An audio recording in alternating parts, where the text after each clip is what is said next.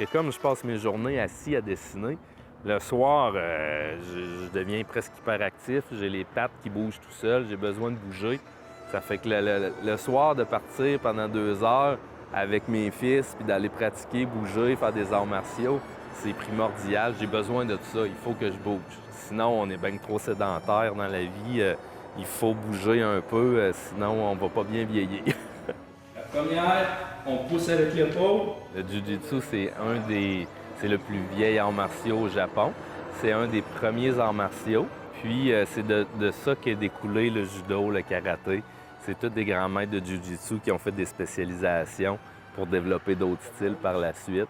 Fait que c'est ça qui est vraiment le fun parce que j'ai fait du judo puis du karaté longtemps, pendant toute ma jeunesse. Puis quand j'ai découvert le Jiu-Jitsu, c'était comme les origines, un peu tout ça. Puis ça regroupe à peu près tout ce qui existe dans les autres arts martiaux. Ça fait que c'est une belle synthèse de tous les autres arts martiaux. Yeah, prends-moi. Tu fais juste l'attraper pour qu'elle reste là. On va avoir moins de spécialité dans les frappes. Le karaté va exploiter ça beaucoup plus en profondeur, mais on est capable de passer par toutes les familles, le sol, la frappe, les immobilisations, les étranglements, les projections, les cris, beaucoup, le combat rapproché. Ça fait que c'est un art martial qui est beaucoup plus proche de l'autodéfense. Oui, enroule, non, force pas tout de suite. Enroule jusqu'en bas, puis là, tu montes par en haut.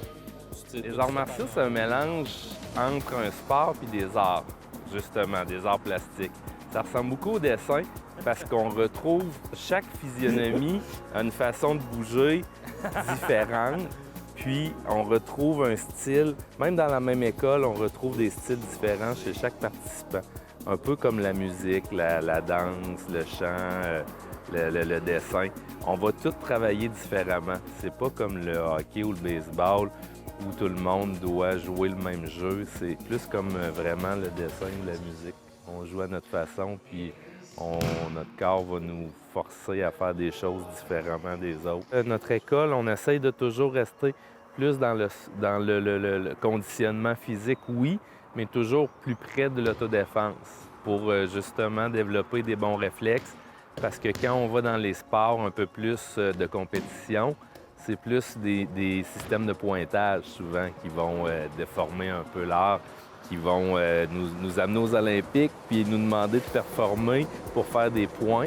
Mais en autodéfense, les points, le pointage, il n'y en a pas. C'est ta vie. Puis c'est un super beau sport. Ça nous permet d'apprendre à se protéger en même temps qu'on pratique un sport puis qu'on rencontre un groupe de gens.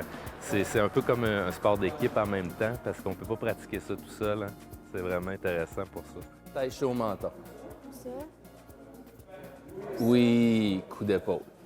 Ouais, puis là, je revole, tu donnes des 2 coups de poing. Paf, paf.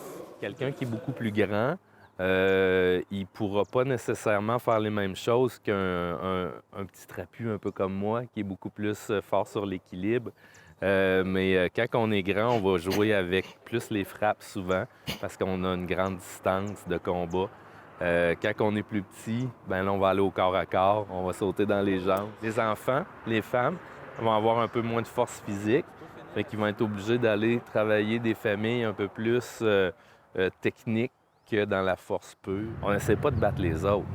Il va toujours avoir quelqu'un de plus fort, plus vite, plus grand que toi. C'est pas ça le but des arts martiaux, c'est d'être meilleur que l'année passée, d'apprendre des nouvelles choses. L'action entraîne une réaction. 1, Tetsuo Yoko. OK, je recommence. Jiu-Jitsu, on se touche énormément. On va prendre les bras, faire des clés, des étranglements, tout ça. Fait qu'on se manipule énormément. La première semaine, le premier mois, c'est quelque chose, souvent, on n'est pas à l'aise de se faire prendre un bras, se faire prendre une épaule ou une jambe. Ça fait que souvent, les gens, au début, on voit qu'ils ont un réflexe de recul. Puis après, 6 mois, 1 an, 10 ans, on se fait prendre le bras, ça ne nous fait absolument rien. C'est comme si quelqu'un nous parle, ça devient un autre langage. Fait que ça fait des gens aussi ils sont très à l'aise en public. Ils n'auront pas peur de se faire bousculer un peu dans le métro. Ils vont rester calmes. Ils n'auront pas peur à l'école, les enfants, de se faire pousser ou agripper. Ils vont se tourner, ils vont évaluer la situation. Au pire, ils vont se déprendre puis ils vont aller jouer ailleurs. ça fait du monde beaucoup plus calme après avoir quelques années d'arts martiaux dans le corps. On a commencé les cours d'arts martiaux pour enfants parce que mes 2 garçons voulaient en faire. Ils me voyaient pratiquer avec mes amis. Puis notre école, à l'époque, ne donnait pas de cours pour les jeunes.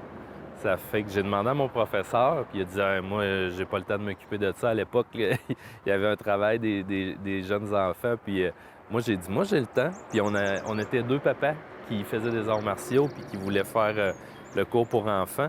Ça fait qu'on a commencé tranquillement. J'étais ceinture verte, je pense, à l'époque. Puis Raphaël avait 5 ans, Mathis 6 ans. Il était tout petit. C'est comme ça que ça a commencé. Au début, dans le fond, les cours pour enfants, on faisait pas trop de techniques compliquées. Dans le fond, on montrait vraiment juste les bases pour faire un peu accrocher les enfants. C'est ça, c'est développé. Puis même moi, j'ai rejoint l'équipe plus tard pour les donner, dans le fond, aux enfants. Oui. Mathis était assistant longtemps sur les cours pour enfants. On apprenait par le jeu. Fait qu'on montrait une technique, on faisait un jeu pour l'intégrer, puis après ça, il pratiquait. Fait qu'à chaque fois qu'on montrait un nouveau mouvement, on passait par le jeu pour l'intégrer. Parce qu'à cet âge-là, on s'entend que la concentration n'est pas très grande. On peut pas leur demander d'écouter plus qu'1 minute, 30 secondes.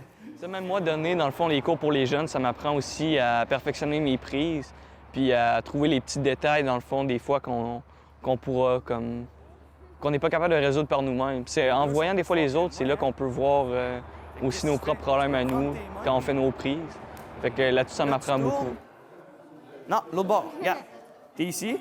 Tourne comme ça. Bien, dans le fond, l'objectif, c'est toujours m'améliorer. Puis aussi, là, j'ai aussi comme l'objectif de pouvoir montrer ça aux autres puis pouvoir faire développer la passion chez les autres. Fais ton coup de pied, il kick, il revient, tu le prends de même.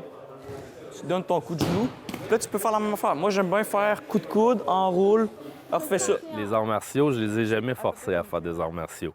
Ils ont fait du soccer, du hockey, du baseball. Puis ça, quand ils décidaient d'arrêter, ils terminaient leur année, ils arrêtaient, ils passaient à d'autres choses, ils essayaient d'autres choses.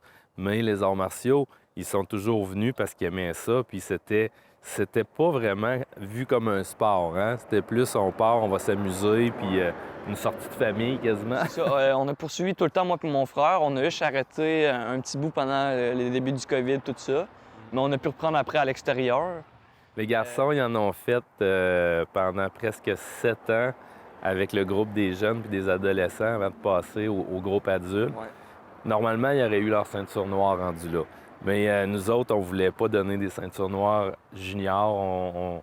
On trouvait qu'en bas de 17 ans, une ceinture noire, c'est un peu ridicule parce que t'as pas la maturité, t'as pas la patience puis la force aussi pour maîtriser toutes ces choses-là. Ça fait qu'on arrêtait les enfants à la ceinture verte. Fait que les gars ont resté presque 4 ans ceinture verte. Depuis qu'ils étaient jeunes, je leur disais, la ceinture, ça sert à quoi? Puis là, tous les élèves répétaient, à tenir les culottes, ça sert juste à ça. C'est pas la ceinture qui fait que t'es bon, c'est le nombre d'heures que tu passes dans le dojo. Puis eux autres, c'est ça, ils en ont passé des milliers d'heures dans le dojo depuis qu'ils sont tout petits. C'est ça. Quand on a des problèmes à régler à la maison, là, c'est le moment de les régler au dojo. Là. Non, ça serait pas un bon truc parce que tu perdrais souvent. Non, mais ça reste... c'est un bon moyen de faire des connexions, puis même juste de se défouler, puis des affaires de même. Tu sais, on a quand même l'esprit de famille aussi beaucoup là-bas, là, en tant que tel, pas juste entre nous autres, là, en toute la gang. Ça a tout le temps été quelque chose que je trouvais le fun. Puis c'est pas juste non plus pour le côté sportif ou quelque chose de même, là. Ça montre aussi plein de bonnes valeurs, là. Comme par exemple, moi, je sais que ça m'a beaucoup aidé pour la discipline puis des affaires de même. Parce que dans le dojo, surtout moi, en étant à être professeur, il faut que je montre l'exemple aux jeunes. Il faut que je puisse comme prouver que je mérite ma place. Tous les enfants qui passent là, après 3 ans, ils ont le regard vif, ils n'ont pas peur de bouger, de parler. C'est des belles personnes.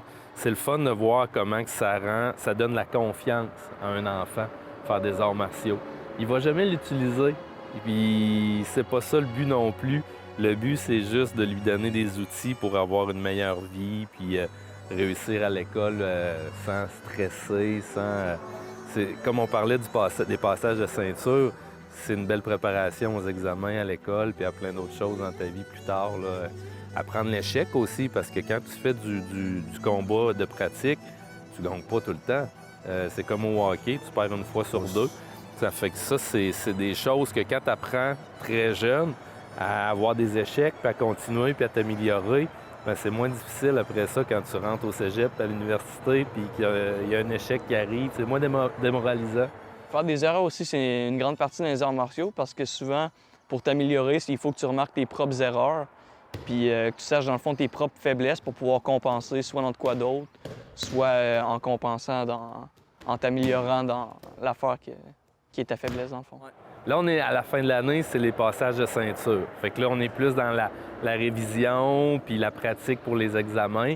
Fait que c'est des cours beaucoup plus théoriques. Quand on est dans l'année normale, il y a beaucoup plus d'amusement, là.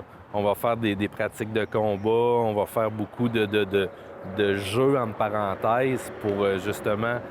On fait ça pour s'amuser, là. Le but, c'est pas de passer des examens, puis ça, c'est qu'une petite partie à la fin de l'année qui est nécessaire, mais c'est pas représentatif, justement, du cours normal.